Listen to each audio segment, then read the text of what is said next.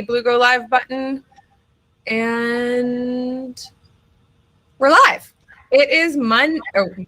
It is Wednesday, May 5th, 5:05 p.m. Eastern Time. Ben is in Miami under an umbrella.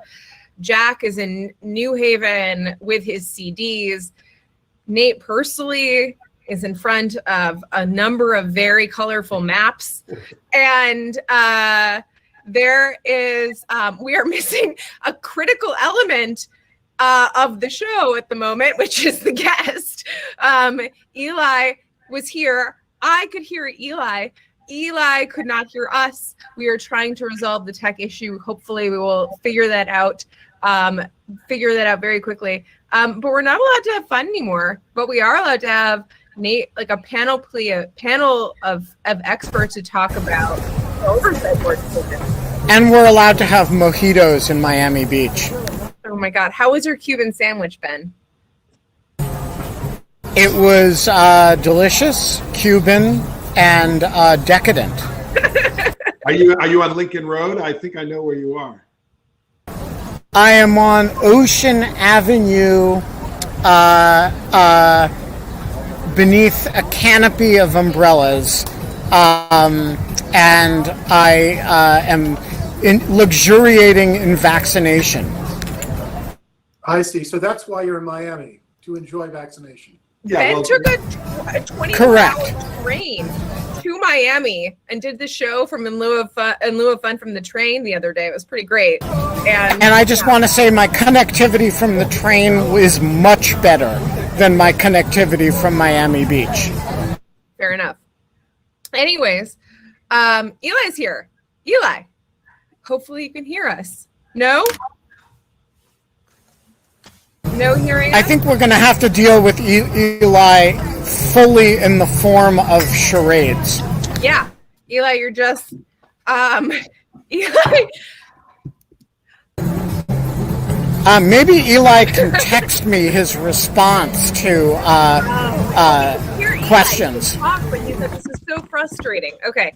I am dying. Yes, I know. We're also all dying.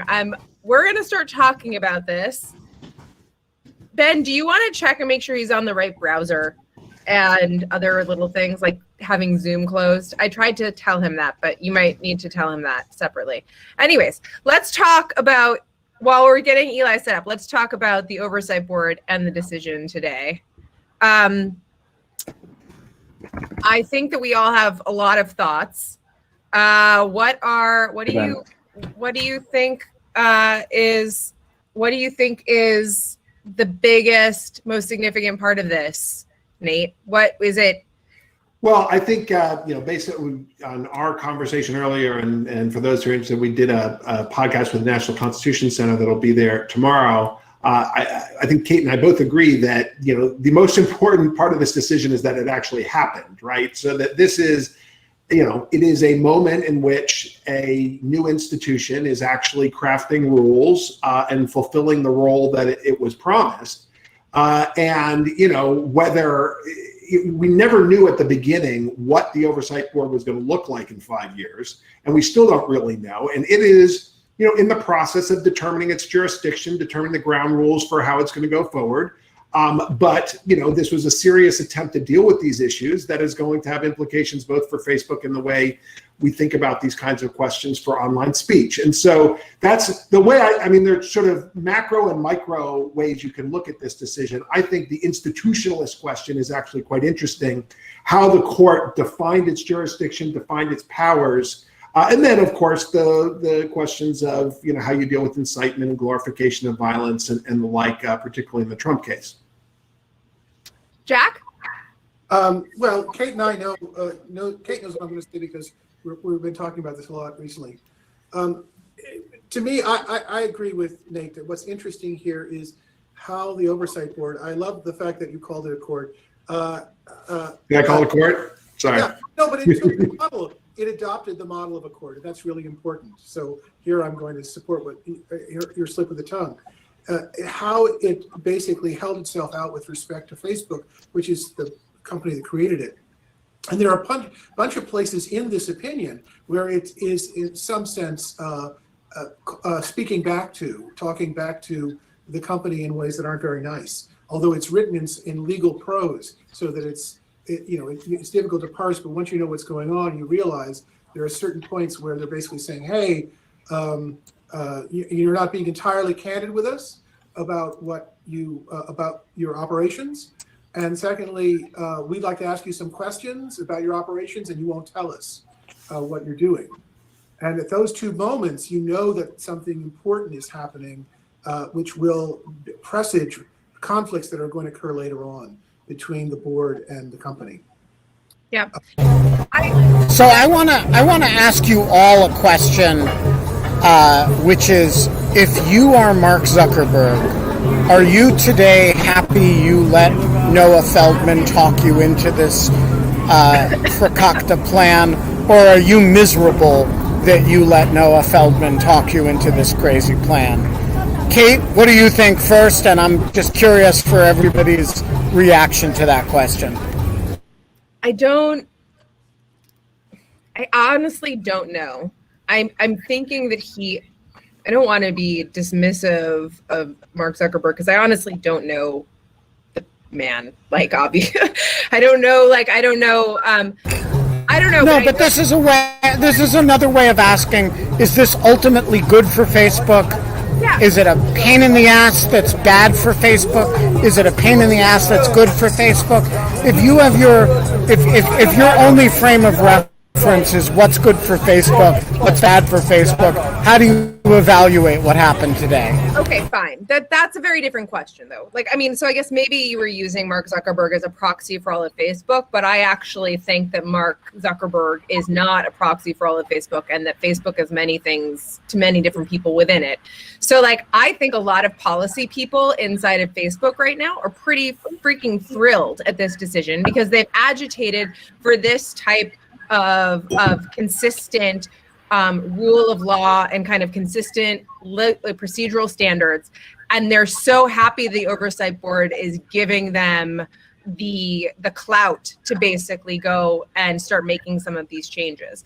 I think if you're Mark Zuckerberg, I think that you probably don't understand this decision in a lot of ways. I think it's a very legal decision. No, it's a very complicated decision. And there's a lot of valences there. And it's not, so I just think that basically, he probably is listening to his advisors and listening to people who are telling him whether it's good or bad. But I just generally think that this is not yet anything for Facebook necessarily. And if anything, it has the potential to be wow, maybe this, what hath God wrought type of moment. A real kind of as we said before, as Jack pointed out, that Nate accidentally called it a court and Jack endorsed that, saying, yes, they're acting like a court. And it's Noah Feldman designed a court and now it's here. Uh-oh. Well, speaking of which, we happen to have the court right here in the person of Eli Sugarman. Eli, I take it from your grin that you can hear me. I can finally hear you, Ben. Oh my God, thank God. Beautiful background from Miami. Thankfully, I can stop cursing and shrieking at technology because the reboot worked. So your IT team always suggests just unplug and reboot. And so I'm hearing you loud and clear. There is no problem that reboot won't fix. Welcome to the show, Eli Sugarman. And for those of you who do not know Eli Sugarman, Eli is a great American. I know some of you are apt to dismiss him as a mere functionary of the Oversight Board, which is itself a mere functionary of Facebook, but he is in fact a great American. And I just want to say, as somebody who is myself an aficionado of good swag, Eli is an uncommon aficionado of organizational swag, which I appreciate, and you all should as well. So, Eli, welcome to the show.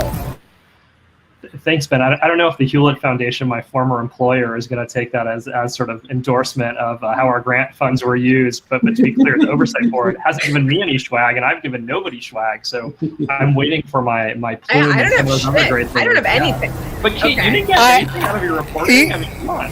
Eli made, at Hewlett, Eli made the best swag for the cybersecurity program. Eli used to run the Hewlett Foundation's cybersecurity initiative, and it had really awesome swag. And we used to exchange swag when he was at Hewlett, and that was a really important thing in my life. Let's talk about this decision. Okay, like enough about the swag. I'm just saying, swag is important. I want to hear what Eli has to say about the decision. So, how are things from your angle, Eli? I mean, from my side, I mean, it's a huge milestone for the board, right? Which I know we've been banding about, but it's true, right? I mean, this was a real pressure test in every way you could imagine. I joined the board 3 months ago and knew I was jumping into the deep end. I don't think I fully appreciated, how monumental of a case this would be and how it would really stretch the institution as it did. And so I'm just proud of the staff, of the board members, of everybody who just put in time, having seen like the endless hours of talking and considering and researching, and just the way the sausage is made is not always adequately captured and described. And at the end of the day, it's a human endeavor. And so I'm just pleased that it was released and we got, I think, a very credible, thoughtful, detailed, serious decision out there. I understand there are detractors and plenty of open questions and areas to poke, and I hope we'll get into that. But I'm just feeling really happy and relieved that the institution did it, and it's a major moment, obviously for us, and then also for users on Facebook and the broader ecosystem. Because this is an experiment, which you, Kate, and others have made the point of, and every experiment needs to show whether it's succeeding or failing. And I think this is a day where we rose to the occasion. So, yeah. Yeah. So I want to ask, what is your role specifically at the Oversight Board? Because you said you joined the board, but you're not a board member, so Correct. You weren't like in the decision-making capacity. You're kind of more on the administrative Correct. side. Yeah. So, like, could we liken you talking to us right now as you like it being like a clerk on the Supreme Court, like lifting up the robes a little and telling us what's going on? Clerks don't do interviews. That's the point. That's my point. Right. No. Right. No. I know what you're getting at. So I'll take the bait and describe sort of the system and how it works a little bit, which you of course know, but for others is the board members are of course the ones making the decisions. They're all august individuals. They're part-time, right? And we have a full-time staff whose job it is to support them in their deliberations, to help do the research they want done, to help do the translations, to gather expert inputs, analyze public comments, whatever the case may be. So we have a full-time staff of roughly 40 people. I lead all of the teams that directly touch the cases, from screening what cases are accepted under board member direction and supervision, to then staffing the panels that adjudicate cases and really pulling together a case file of inputs from Facebook, from the user, from the various sources we consult, helping to craft the policy recommendations, talking to outside experts. And so we have a full-time staff that is a neutral group that really does what the board asks. And I think we're not like individual clerks so much as it's a bit of a hybrid between sort of the clerk of the court, right, who runs the process to think about how do we optimize for how things are assigned, how workload is balanced, how sort of bench memos are prepared. You have staff attorneys, right, who are those who can do things differently depending on what different judges want. I think it's a bit of sort of a clerk of the court plus, if that makes sense, as sort of an analogy to sort of the U.S. judicial system. But even that's imperfect. Aren't you? I mean, I would think the better analogy to a clerk of a court is a kind of almost like a sort of chief of staff to an executive branch decision maker. So you're sort of in the way that the National Security Advisor is teeing up and running a fair process for the president to get information necessary to make a decision. You guys are running a process by which the members of this board get access to the information that they need in a fair way that then they use to make the decision. Is that right? So I think there's definitely part of that, right? That there are various processes that the board members create that we suggest, and we do help tee up matters for decision.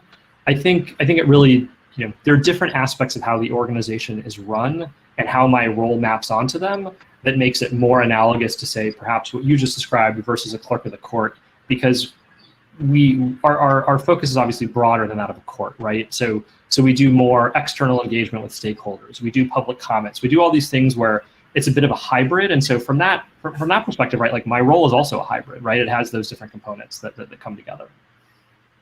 Yeah, Jack had a question from when we were talking about this a couple of days ago, and I think that you would maybe be the perfect person to ask it to. Go ahead, Jack. Well, is this the thing about whether or not the board has created internal rules? Yeah. Yeah, I mean, one of the things that's interesting about the decision is that it says this isn't ready to be decided. You haven't done a final determination, which is lawyer speak. That is, Facebook didn't do a final determination, so we're going to kick this back to you. We want to get a final determination from you on what to do with Trump, and then we also have a bunch of other things we want you to do. But it looks as if the board is creating its own set of internal doctrines and rules about what it can do and what it can't do. And I assume also it's creating a bunch of rules. You don't have to speak out of school, but I can also just tell from reading it, they're creating a bunch of internal rules about how to get evidence, what counts as relevant, who to talk to, how much weight it should be given, all of the things that basically aren't spelled out in the bylaws, but basically have to be developed on the fly in order to have this ongoing organization. Is that correct? Yeah, no, we right, like you said, we have to have internal policies to really think about a fair, credible way to really go about our work day to day, because the bylaws, right, are too high level to do that. And so, right, we have a range of internal policies, we have a range of procedures for how those are crafted, how they're approved, board member buy-in, co-chair approval, up to trustees and members. It's a very thoughtful process because different policies implicate different equities, right? And some are more substantive than others. But yeah, we are as we grow, sort of refining and developing policies so that we can have consistent decisions, because there are a lot of open questions that are not resolved in the bylaws and the founding documents. Are you going to make those public?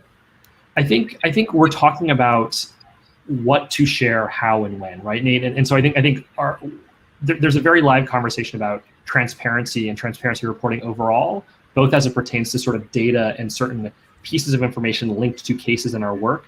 But then, right, which of our rules we share, I think we're thinking about the best way to do that. A good example of that is our rule book, which is sort of like the most prominent set of rules is on the website, right? Like we have shared that. And so that is really the guiding document. And so the rule book then, when we have to go even more granular, we can then do that, but then we update the rule book as needed and will to then map onto any changes to try to be transparent and consistent. So let me build on what Jack was saying, because as I tweeted, the most significant portion of the opinion, which I think most people are not going to find as significant, is the section which says what you ask Facebook for and what they refuse to give you, right? So now we don't have the actual list of questions that you asked Facebook, and we don't actually have the list of responses that Facebook gave you, right? That, if you guys were a court, that is what would be public, right? We would know that interaction. And that seems kind of important, right? It's important in many respects. As Jack was saying, you're establishing rules for what the internal rules of Facebook or of the Oversight Board are going to be. But Facebook is also establishing precedent about who decides what is relevant, who decides, what the bases are. They say that attorney-client privilege and privacy are reasons that they're not turning over some stuff. 100%. And relevance, right? So it's like, okay, so Facebook decides it's not relevant. I mean, that kind of colloquy between, whatever the firm and the board seems to be a pretty important thing for us to get a handle on. Can I just really quickly jump in on that? Because I think this is like one other point that kind of someone made to me the other day, which I was saying how I was like, oh yeah, I have to call the comms team to talk to the Oversight Board or whatever I said. And they were like, what kind of court has a communications director?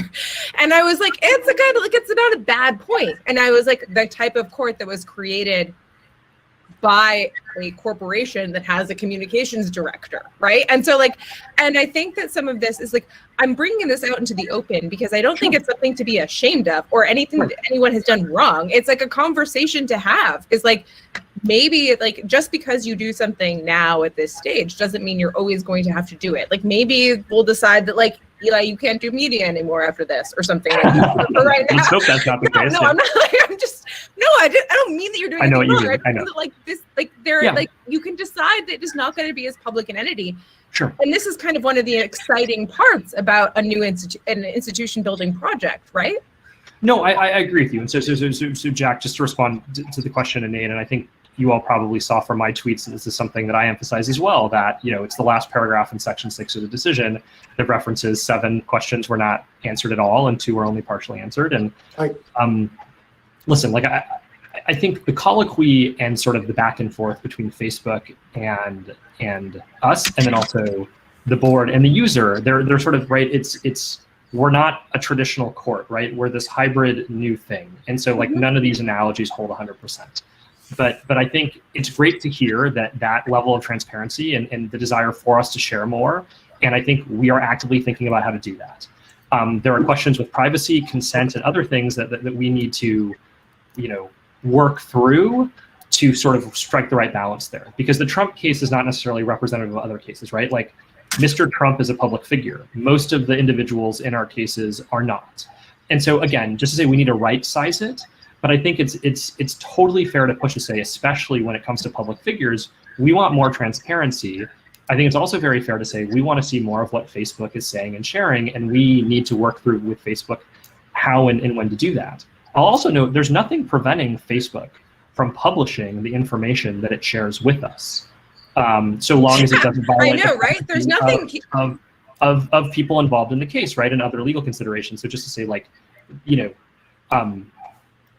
But part of the question is what influenced the decision, right? And these are relevant to the kind of evidence that you all had, let alone the way that Facebook is conceiving as to what is relevant. So I know you agree with this, but I think that's these kinds of institutional questions, I think, are really what's so important here, because it is going to shape, you know, things going forward. Like I said earlier, it's not just that they refused to turn some stuff over, it's that you noted that in the decision, right? So that now they know going forward that when they refuse to answer, that there are consequences in the decision, and that then shapes the responses that they're going to get. But here I want to emphasize this is the analogy to the court. So if this were a real court, this is no shade thrown here at the Oversight Board, but if this were a real court, and the court said, please provide the following information, and one of the parties said, no, we're not going to do it, this would not go over well with the court. Right. The court would basically hold people in contempt. There would be sanctions. There would be some consequences. Here, the only sanction that the Oversight Board currently has, as Nate just said, is to publicize, to say we asked for this information, they didn't give it. By the way, one of the information they didn't allow to give was information about their use of algorithms in structuring public discourse. The Oversight Board said, well, maybe the reason why violence occurred or other conspiracy theories flourished was because of the way you happen to be using your algorithms. We'd like to know more about it. And Facebook said, we're not going to tell you. So the publicity principle turns out to be extremely important here. But there's another point of the opinion that's also quite important. And I don't know how much you can speak to it, so I'll put it out there and you can tell me what you can say. There's the ambiguity about what this newsworthiness idea really is. One way of understanding the newsworthiness idea is that it's a doctrine that's used by Facebook's content moderators, so that if something is newsworthy, well, then it gets treated slightly differently. Another way of understanding the newsworthiness doctrine is that if something involves a very important bigwig like Trump or Modi, it shoots straight up to the top, and a decision is made on whether or not this will be taken down or not. These are two different. One is just about a substantive rule of newsworthiness. Another is a procedural rule about things being shot up to the top because we don't want to piss off powerful people. Facebook is very ambiguous in the way it spoke to the board about what was going on with Trump. it sounds, at one point they say, oh, no, there was no determination of newsworthiness used to give Trump any special favors. But that could mean that in fact, they went past the content moderators and went straight to the top, and the people at the top basically said, we're not going to piss off Trump. And then they could say, technically, that newsworthiness doctrine was not applied to Trump. But that would be extremely misleading. And if you went to a court and tried to pull that kind of malarkey, they would slap you down really fast. And the problem for the Oversight Board is they need a way to keep Facebook from misleading them and basically changing the subject, and in some cases, lying to them about what's going on. Right. So just to say, I would volunteer to be the bailiff who gets to forcibly hold people in contempt if and when we're vested with that authority. But listen, you're right. Our governance structure. I'm going to build you a tiny little jail and a tiny little set of keys. Facebook jail. And you're going to it's going to be like the Lisa Page puppet, but for Eli Sugarman. and I'll give you an official Oversight Board swag nightstick. A baby cannon. That's what he needs. I was going to say, I almost wore my baby cannon lapel pin to this interview, but I thought that'd be like wearing like the band T-shirt to the concert. No, but I take your point, Jack, and I think that, listen, we need to totally transparently acknowledge that we are not a court, and nor do we have the same authorities, and we cannot compel Facebook to do certain things that we do not have the ability to compel under the bylaws and the charter. And they have very clear rights to decline to answer questions for the 3 different criteria that they cited to decline to respond to the 7 questions in total and the 2 partial questions. The tension there is going to continue, and it's something that we're working on, right? Like, there are good faith efforts on the Facebook side, but not being a monolith, there are also a lot of different people over there with various different viewpoints and interests. Yes. And Kate knows that better than even I do.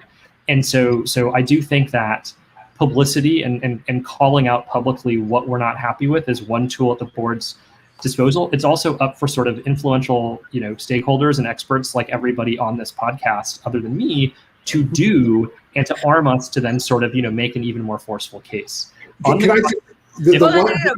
been patiently waiting, so he has to get in. I was going to give you an update on the comms thing as well that I can speak to if you want me to come back to that. But okay, go ahead then.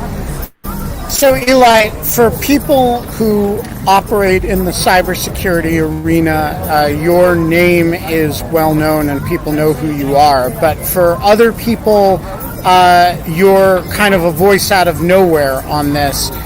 So walk people through, how does one become, what's your background, how does somebody become the content director of the Oversight Board? Give us a little bit of the Eli Sugarman backstory.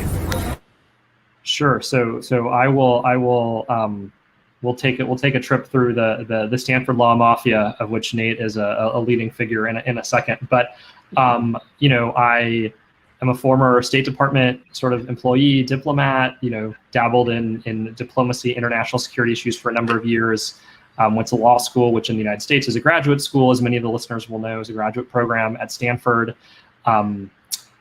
Spent 3 beautiful years in Silicon Valley, where I reside now, and sort of built off my interest in international affairs and international law to then go work on, emerging markets, working with nonprofits and different companies around the world, mainly in the Middle East and Central Asia, managing political risk, regulatory approvals, complicated, messy situations where they needed help working them through, and then sort of said, I need to take a breather and hopefully sort of focus on I think having more of an impact in the world in the most positive sense, not to denigrate consulting, but it wasn't as fulfilling. And so hopped over to philanthropy and the Hewlett Foundation and joined them right as they were standing up the grant making program you alluded to on the cyber initiative, on cybersecurity issues. And I built off my background sort of in telecom and related issues that we've been working on in my previous job, some of the international security work I'd done, and so helped ramp up that grant making effort. Obviously, being big fans and supporters of lawfare and some of the work that Nate and team have done at Stanford, and did that for about 6 years and helped to build sort of what I think is a more capable and sort of steady field of folks working on those issues right now. And then about 3 months ago, took the plunge and said, I want to really roll up my sleeves and sort of have more of a direct impact as opposed to being a couple steps removed, which is what a funder is, right? You are steps removed, picking the smartest people who are then researching and working on issues that you are not directly involved in. And just given where we are as a society and a world, I wanted to get involved. And so my current role weaves together the non-practicing law, the diplomacy, the cyber and whatever subject matter knowledge. And within that portfolio had funded a fair amount of the top folks working on content moderation issues. And that is the circuitous path I followed to land where I am now. So a bit of a random. Yeah, just to amplify on that a little bit, because Eli is being modest, the Hewlett Cyber Initiative, in addition to being one of Lawfare's principal funders, has funded an enormous percentage of the work in cybersecurity that you all interact with, either through newspapers or through professional work. An enormous percentage of the work that is worth having done was stuff that Eli arranged to have happen. And that is true at universities, it's true at nonprofit organizations, it's true in a huge array of stuff that touches cybersecurity over the last 10 years. And so I mention that not because it's necessarily relevant to the Oversight Board, but because it's important to understand the type of person that the Oversight Board is employing at the staff level to tee up these decisions for the board members. Yeah, totally. Eli, it's like, I also want to just say thank you. I mean, I was going to say it at some point, but thank you for coming on and talking to us about this. Sorry about the tech problems at the beginning, but this is really, no, it was, I mean, like Crowdcast is weird for everyone, but Nate, it looked like you were about to ask a question really quickly before we kind of got that helpful background on Eli and like, no, I mean, I get overexcited about people and then forget to introduce them. Jack knows this. Nate, everyone knows this about me at this point. I just get very excited and then I forget to do like the thing. But anyways, Nate, what was you were going to ask something? I'm not sure what it was at the time. I mean, I think it might be useful, Eli, to get your perspective on what you think the decision today means for things going forward and what we can expect from the Oversight Board because it has to fill out its complement of people. And I'd be interested, since you were enmeshed in the institution, to give us a little bit of a scoop here on what is coming down the pike institutionally. Yeah, and I'm happy to do that, and thank you, Ben. I would say that in the many years we've known each other, I have not been able to convince you to not wear those dog shirts, so I think in that respect I haven't succeeded. Leave the dog shirts alone! Hey, I was not gonna let the subject of dog shirts go, but let's save it to the end. We're not gonna take up Nate and Jack's time with dog shirt fights, but we will reserve 2 minutes at the end for a dog shirt smackdown. I'm just going to say that he packed only dog shirts to go to Miami. So, like, I just want that to be, like, or something. I wore my presidential seal shirt on the train yesterday. That's the only non-dog shirt. All the shirts that were packed from Miami Beach are dog shirts. So putting dog shirts aside, I want to ask another question to Eli. One of the things that's really interesting about the opinion as it's written is the recognition of dissent, or rather a group that's referred to as the minority. The minority, yep. The reason why that's important is that this is not, the panels don't identify themselves, the votes are not put, you don't know if it's 6-3 or 5-4 or anything, you just know that there was a decision. But now, peeking out from underneath the covers, there's the recognition of the existence of a minority. And in this case, the minority makes a bunch of different claims that the majority says we don't get to, or if we have to get to them, we don't agree with them. One is that there were lots of good reasons to basically knock President Trump off of Facebook. And one of them was that he was the inciter of violence. as opposed to simply a glorifier of violence. So for those of you at home, there are two different standards. One is, are you glorifying people who engage in terrorism or violence, whether or not you're causing any harm by that? And the other is, are you directly inciting violence? And that's a much more serious charge. The minority in the panel said, I think there's enough evidence to say that the guy was inciting violence. And the majority said, we don't have to get to that. All we have to do is to say that he was glorifying violence. By the way, for those of you who don't know First Amendment doctrine, glorifying violence, generally speaking, is not a reason to sanction anybody under First Amendment law. If you're inciting violence and you're likely to produce it almost immediately, well, that's a different matter. And so it's really interesting to see the recognition of minority views and the opinions. What is your view either on the substance or on the procedure of recognizing minority? Yeah, so and then I am happy to come back to the institutional issues of like how our comms team and like how we're going to be doing more engagement. But let me so I think Jack is right. It's like I understand why people would want us to say like the vote was this and these were the quote unquote judges assigned to the panel, but we don't do that. I think we've been quite transparent why that given where people live around the world and the amount of pressure and safety concerns, we don't think the trade-off is worth it. And so we protect their confidentiality. But we do firmly believe that if there are dissenting views, they should be summarized and captured and very transparently shared. And I think in this case, you could see that there were a couple meaningful divergences in view.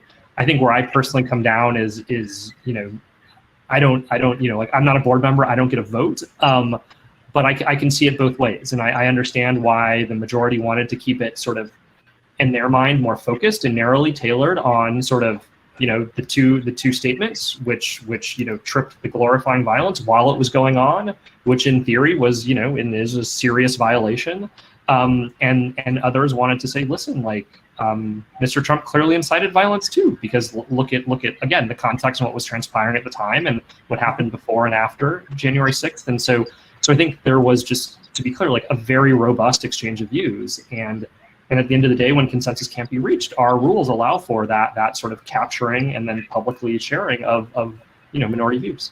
There's an irony here, which I think should be explained, especially people who are rooted in American law.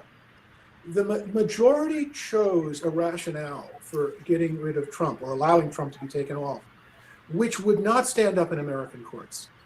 The minority offered a rationale, which, if there was enough evidence, would actually be a justification for sanctioning Trump. And what the majority decided to do in this case, and here I also am interested in your view, was basically look to standards that lie outside of the United States and are closer to those that apply in international law, right? International human rights law, which is another signal that what this Oversight Board is doing is telling you we are not an American correct. We are a global organization. And I know Nate has strong feelings about this. So well, yes. I do have strong feelings, but I want to also make clear that all of the Facebook community standards would be unconstitutional under First Amendment law. All of them, right. Obscenity, the incitement, the bullying, the all of this stuff. And so and frankly, one more fucking reporter asks me whether this is a free speech issue, I'm just gonna like hang up the phone and throw it out the window. Did you tweet at Charlie Kirk explaining to him that he can't? Just send them a link to in lieu of fun. Yeah. Let me say one other thing, and then I turn over to Eli, which is that I did a bit of a tweet storm about why I think international human rights law is also the wrong way to think about this stuff. And even though it has won the day, and I feel like, David Kaye and his bill should declare victory, but the rules that apply to governments are just very different than ones that should apply to an algorithmically curated news feed that is providing individualized experiences for particular users, right? And so, want to know why there's no fucking enforcement power with Facebook? There's no boots on the ground. There is no nightstick. No offense, Eli. There's no nightstick. But the point is that the news feed is not the Boston Commons, all right? And Facebook is not a government. It is a different type of experience. So take something like nudity, for example, where the Oversight Board struck down the ban on certain breast cancer education videos, right? Totally reasonable decision. I understand where it comes from. Sure. But can a social media platform just say, you know what, we're going to ban nudity. We're just going to ban it. We know that that's over-inclusive. Right. And we're going to just say, look, if you want to find nudity on the internet, you're going to find it in plenty of other places. You don't have to, it doesn't have to be. There's nudity on the internet? Yeah. It's not like that commercial IPL or anything. This point is so important. I know. You know, the reliance of the Oversight Board on international human rights law, which is itself mandated by Facebook in the charter, is, as best as I can tell, completely unexamined. And I can't see it as defensible myself. It strikes me as you know, human rights law exists because governments kill people and governments imprison people. Well, And the enforcement part. Yeah, the standards when you use when you're a private entity that gives people a service for free in exchange for compliance with certain baseline norms of behavior, like saying not showing female nipples bare, which, by the way, in an international human rights law context, restricting showing female nipples would be pretty hard to defend. Sure. Let me try to at least like explain and defend. This misunderstands how the concept of international human rights law is being applied here. The particular substantive standards are not being applied. Rather, very general standards like proportionality, legality. Right, the tripartite test under Article 19. Sure. So a couple responses, and I know I may or may not convince anybody here, but I'd start with what's the better alternative that could actually be globally applied, that would be viewed as partially legitimate and wouldn't have to be just made up wholesale from scratch. Because the First Amendment is not relevant to the majority of the world. Let's just be honest. It materially deviates from traditions in just about every other country on earth. It meaningfully deviates from our closest, legal equivalent, the UK, because it's developed very differently, right? And so I think what you saw in this decision was an acknowledgement that, like, we understand that there is confusion and that there is no optimal solution here. And again, this decision predates me as to what international human rights law, how it was embodied, how it was sort of enshrined in the founding documents.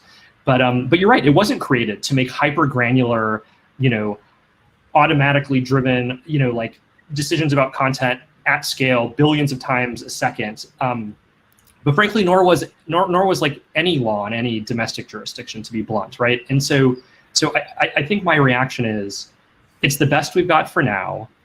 We are trying to figure out how to apply it in a credible, consistent way.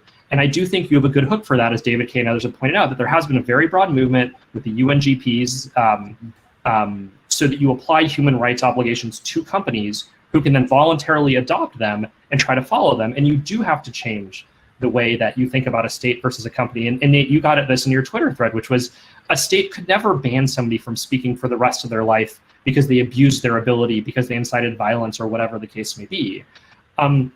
But Facebook is not a government, and if any individual is booted off Facebook, they may have other communications channels available to them. They may not. If they're based in a part of India where the internet is shut down or they've been fully censored by the Indian government, it's a different case than, say, a political leader like Mr. Trump or others who has other ways to express his or himself. So I do think we are seeing an evolution in the way that we're thinking about applying these concepts. I agree that it's not going back to the 1940s and saying this is exactly the way this was envisioned in this treaty, and therefore we're mapping it on one-to-one exactly the way the governments at that time envisioned it.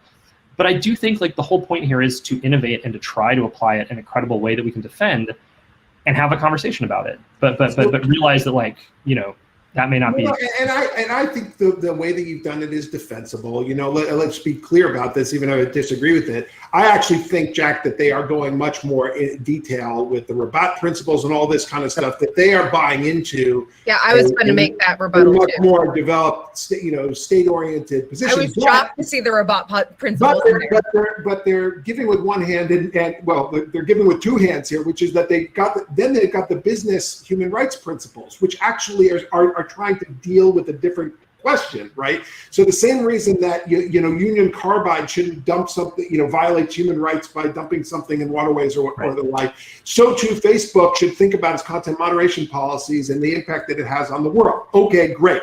So how does that deal with Holocaust denial, right? How does that deal with nudity? How does that deal with any of these things, right? Now you say, well, you take proportionality, you take legitimacy, all these kinds of things. Okay, fine. It doesn't. Nothing flows from those principles in terms of how you're going to deal with content moderation, right? You could justify in every one of the decisions that has come out from the Oversight Board. You could have gone either way based on those principles. Now, Eli says, what else are you going to do? And the answer is, well, you base it off of the charter, right? And so you have some high-level principles that then the Oversight Board gives content to over time, kind of like a constitution. You create a new body of law. Where I end up losing this argument, right, is that the charter itself embodies international human rights law, right? So ultimately, you don't have a choice, right, because it does point in that direction. But I disagreed with that when they decided that design decision. Can I it wasn't a design decision. Like as like one of the people that was like, and you were a part of this, Jack, you were all part of this. This was like, these were stakeholder meetings they held. Everyone for like 9 months, they went around the world and did all of these consulting projects. And the one thing that was kind of like consistent was that they wanted the board to be globally diverse, whatever the hell that meant. And then like 2, that people wanted international human rights. Like that was like the only thing. It was like, I feel like the Kermit gif right now. I'm just like, you know what? I mean, this is because they met with human rights groups around the world. I mean, that was what they did. But those are the stakeholders that are engaging right now, and like they're the only ones. But this is part of my. This actually goes back to new governors and everything. Right. So let's talk about that. The squeaky wheel, right? Right. So I think, like, and again, like this is me speaking for myself because like I don't get to choose who are the new board members. But I think if you look at the composition of the board, you have amazing people who are globally diverse, whatever that means, regionally viewpoint, various traits that you're well aware of. But I do think we have a lot of people, obviously, who focus on free expression and the defense of free expression. And there's another side to the coin, a flip side to the coin, right? Which is how can speech potentially harm others? And I think what you're getting at is human rights organizations, oftentimes there's a group that are free expression maximalists. There's then a more narrow group that look at, what is this speech that somebody says be hurtful and harm me? But then how do you think about groups that care about like online radicalization and terrorism and disinformation and getting more into that security sphere, if you want to bucket types of civil society groups? And just coming from Hewlett, I put on my hat of how do we map the landscape and think about all the different stakeholders who care about different values that are in tension, that all matter, because they all come back to, if you want to use the tripartite test under Article 19 or whatever, the key challenge here is there are values in tension, and how do you choose which value you're going to prioritize in an individual case? And I think that's a bit of what Nate's getting at, that like any case could be decided and could go any way based upon these standards, because it's supposed to be a framework to talk about how those values are in tension and how they're balanced or not. And so I think that going forward, the board is attuned to wanting to continue to diversify, bring in more voices, but I think there are also backgrounds and areas of expertise that it doesn't, that it may want to add to supplement. More technical expertise to interrogate algorithms, security expertise to think about the impact on public security, so on and so forth. Let me offer the following. This builds on your work. When the community standards were first announced, they were not completely based on human rights policy. They were based on whatever the company thought was appropriate. A lot of it had to do with American values and American notions of what appropriate content for a large number of people would be. But then what happened was 2 things. First of all, layered on top of that were demands from around the world for something like international human rights law. Even if people didn't know what international human rights law was, they demanded it. You see? So layered on top of the company's stipulated policies, which may have had little to do with international human rights law related to what Nate was saying, are layered these demands for international human rights law. And then layered on top of those, to go back to Eli's point, are another set of demands coming from people, for example, in the security world, who say, or the people who, or the environmental world, or of several other stakeholder groups that basically, hey, and you want to add these values in too. So what you get once you add all of these different demands being placed on the company's initial bid, its initial rules, international human rights norms, and these other stakeholders, is a mishmash. And this mishmash is not coherent currently.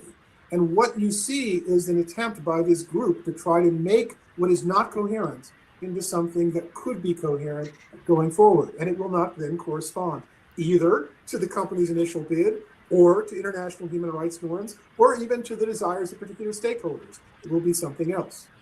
Well, what I would say is that this board is actually creating the international human rights law. That's effectively what it's doing, because it has fashioned itself as a world court, right, that is weighing in for the first time on a lot of these things. And so as a consequence of that, it's not just a UN panel that is recommending these things, right, which is what they're drawing from, but it's actually making the law that's going to go forward. And perhaps that was inevitable, right? But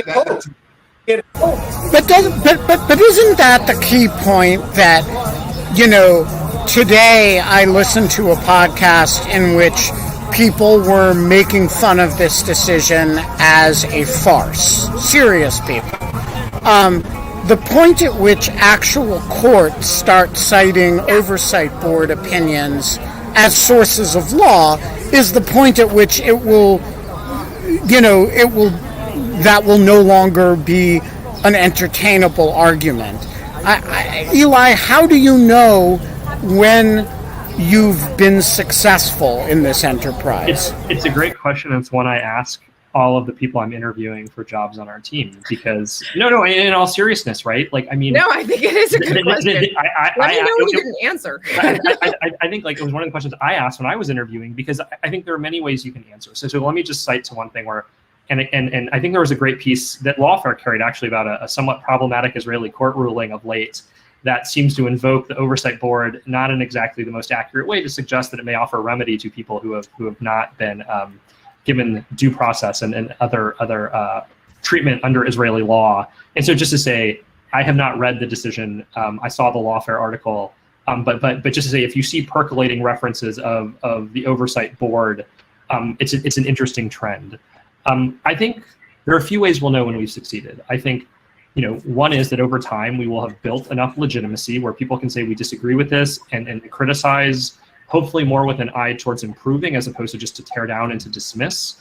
I think there will be fewer headlines about this thing being a farce. I think that you will see it potentially inspiring other experiments that take different approaches. I think, people can copy it and emulate it, and that could be linked to other platforms, or they could say, listen, we don't like what the Oversight Board is doing, and we're going to go in a different direction. But either way, they're learning from what we're learning. We're sharing it transparently.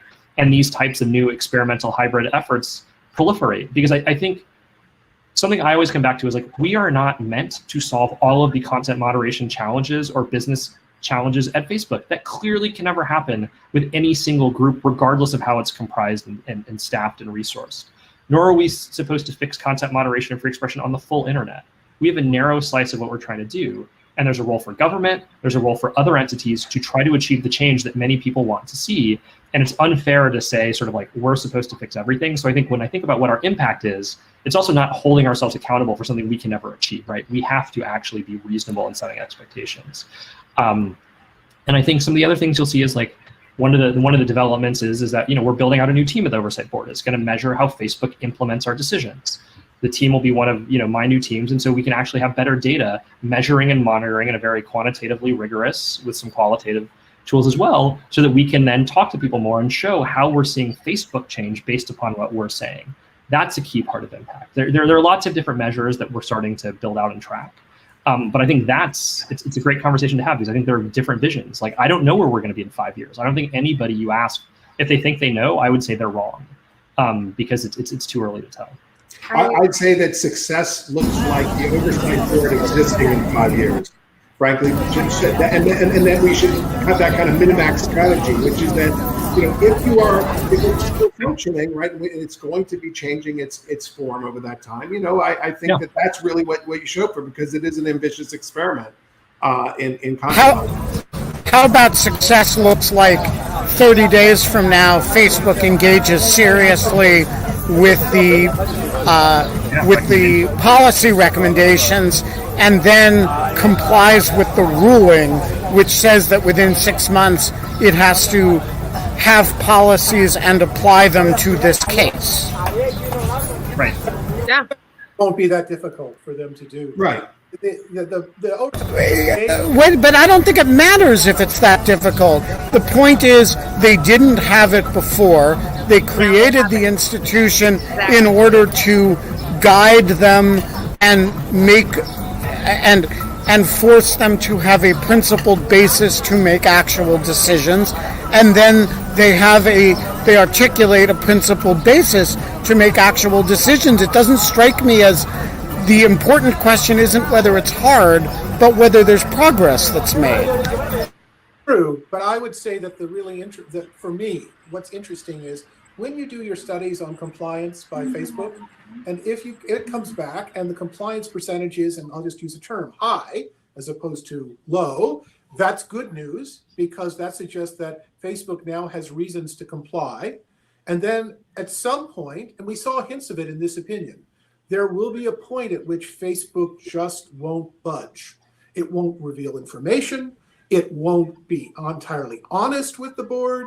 It will refuse to abide by a decision of the board, or it will screw around with compliance in a way that's obvious that it's not doing it. And then at that point, we'll have a sense of the board's staying power.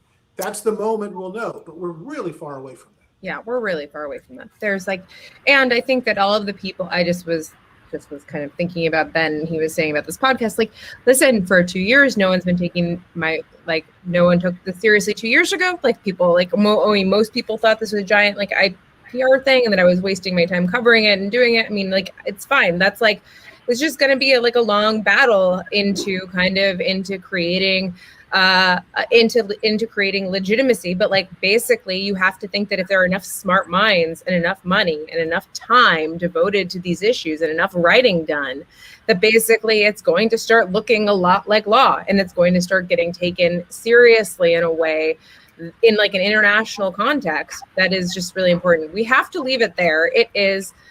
We're back 22 hours and 59 minutes from now. Eli Sugarman, as Ben would say, you are a great American, even though you have this immense distaste for dog shirts. Watermelons. I brought my watermelons today.